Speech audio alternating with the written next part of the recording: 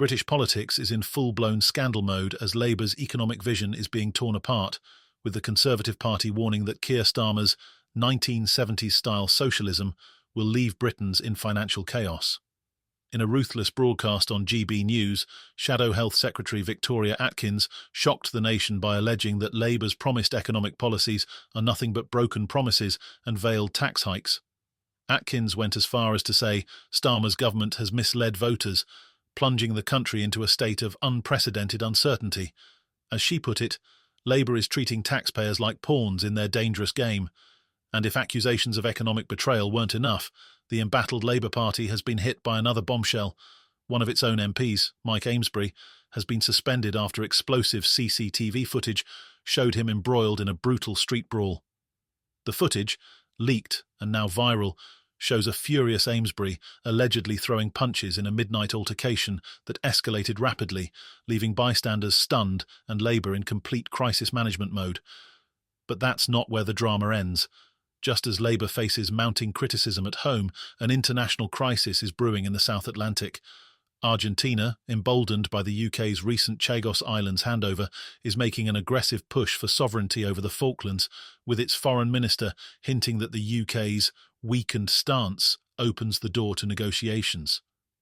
The chaos on the domestic and diplomatic fronts has left Britons in disbelief. Are these interconnected scandals tearing apart the Labour government's credibility? But this isn't just any political drama. This is a scandal with explosive consequences, and it's all happening right now. Labour's harsh reality message is shocking, with Britons wondering if Starmer's government is hiding even more economic surprises. Meanwhile, Amesbury's career hangs by a thread, and Argentina's demands for the Falklands are ramping up the tension on the global stage. So buckle up, hit that like button, and don't forget to subscribe, because we're diving deep into the details of these unfolding scandals that no one saw coming. The scene was set for a Labour government to bring Britain out of the current economic challenges, or so voters believed. But today, the promise of stability has given way to accusations of deception as Prime Minister Keir Starmer and his party face a torrent of backlash over a series of alarming fiscal policies. In a bombshell appearance on GB News, Conservative Shadow Health Secretary Victoria Atkins levelled a fiery critique, accusing Labour of thrusting the UK back into an era of 1970s-style socialism. The backlash has only intensified as more details emerge, with Britons fearing Labour's so-called reforms are nothing more than a thinly veiled cash grab. Atkins held nothing back, branding Starmer's economic promises as a complete betrayal of working Britons. Labour came into power assuring voters they wouldn't raise taxes, a promise that, Atkins contends, they've already broken.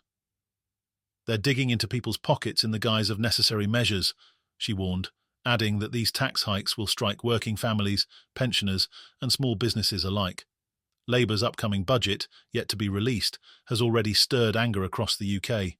Rumours of lowered national insurance thresholds and increased capital gains taxes have spread like wildfire, creating a sense of dread among ordinary taxpayers and the business community alike.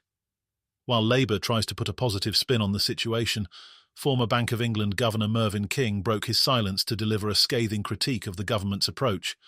King called Labour's tax strategy a terrible illusion, warning that such plans are likely to hit the very people they claim to support. City analysts have been sounding alarms as well, expressing concerns that Labour's economic policy could turn the UK into a financial pariah. If markets lose confidence, one analyst ominously warned, the UK could become the weakest link among advanced economies, and the fallout could affect everything from mortgage rates to international investments. In what may have been a further embarrassment for the Labour Party, an internal communications failure recently led to a botched announcement regarding new free ports. The government's plans to unveil 5 free ports, designed to create jobs and stimulate the economy, were retracted, reportedly due to a communications disaster. This misstep has only deepened public doubts over Labour's competency to handle the economy, as it raises fears that even their well-intentioned policies could collapse under mismanagement.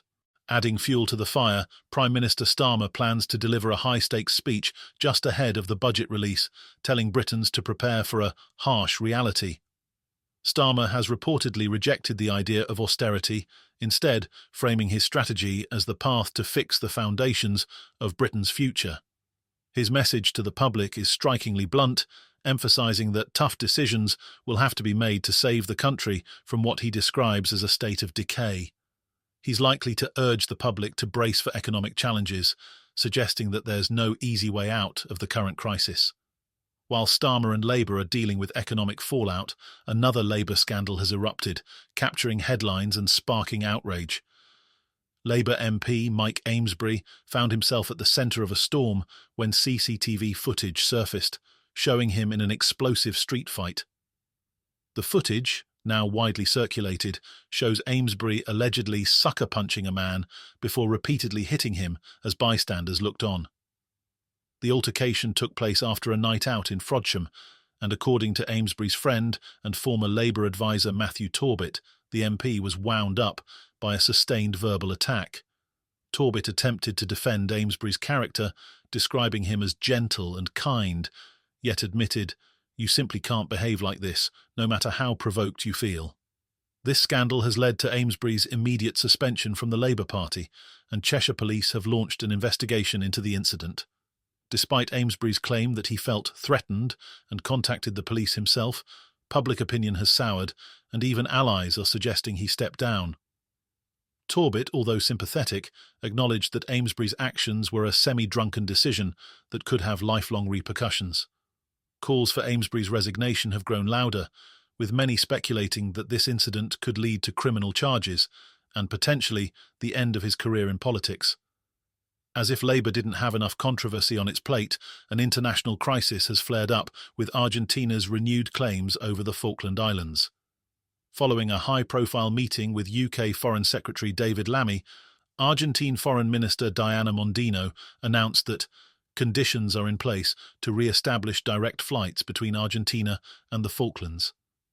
This seemingly innocuous announcement has darker implications, as Argentina's President Javier Milei wasted no time in citing the UK's recent Chagos Islands handover as proof of Britain's weakening position on territorial issues.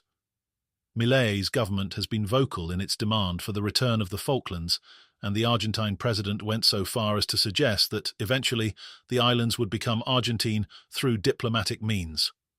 Mondino echoed Milei's sentiment, referring to the Falklands by their Argentine name, Las Malvinas, and declaring that the Falklands are and always will be Argentine. UK officials responded cautiously, insisting that any cooperation would not compromise Britain's steadfast commitment to defending the sovereignty of the Falkland Islands. The diplomatic drama is a heavy blow to a Labour government already struggling to fend off criticism on the domestic front. Critics worry that Labour's perceived weakness in handling both domestic scandals and international pressure is sending the wrong message to Britain's adversaries. With Labour's economic policies under fire, Amesbury's shocking street fight, and Argentina's increasingly aggressive stance over the Falklands, the question on everyone's lips is, can Labour weather the storm, or are these scandals the beginning of the end for Starmer's Labour government?